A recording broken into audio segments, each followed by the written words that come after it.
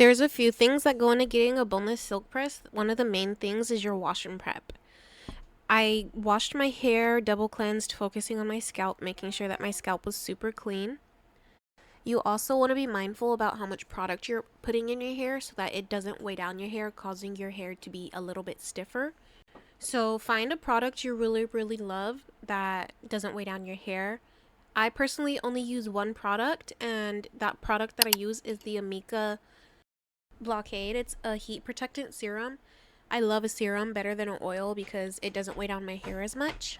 After working that product really good into your hair, you're going to want to make sure you blow dry. I use the Shark. You don't necessarily need a Shark or a Dyson. You could use a blow dryer and a paddle brush, or a blow dryer with a comb attachment. You just want to make sure that you get a really good blow dry and make sure your hair is damn near straight already with it. I don't want to see a whisper of curl. A slight wave is okay, but get it as straight as possible. This is really key to getting your hair silky smooth and silky straight. The way to do it is with tension. You want to make sure you have a really taut, tight tension, whatever you want to call it, when you're using these blow dryers or blow dryer attachments. Now, as you can see, I'm really pulling on my hair. It doesn't hurt, it's just really tight. While I'm pulling on the blow dryer, pulling it through my hair, I'm also pulling my head the other way, just so that there's a little bit of extra tension going on. Now, when I do this, my blow dry time is really short. This one section took me about like 2.5 minutes, when normally it would take me a good 5-10 minutes just to get it as straight as this. Here's a little up close picture showing you how tight I'm pulling my hair and how taut you want to be pulling it just to get it this smooth.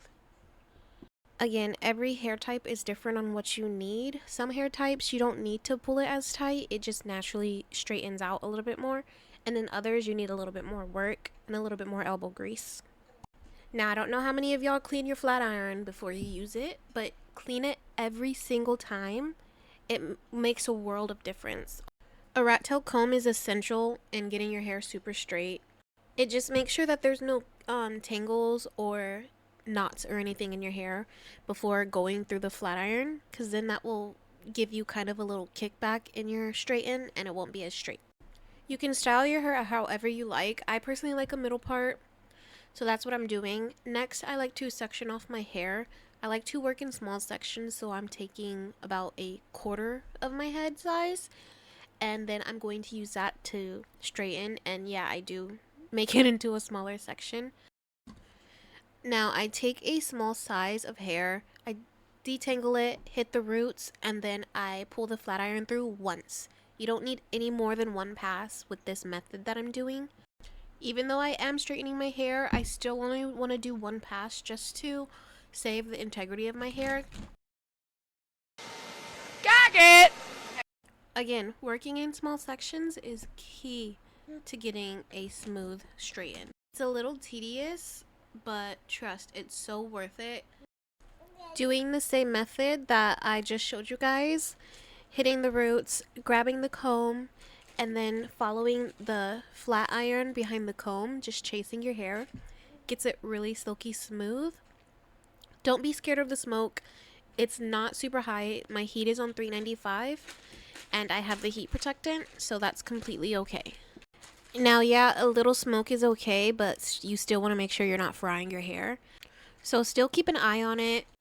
And now that the back of your hair is done and smooth and silky, I like to section off the front of my hair a little bit different.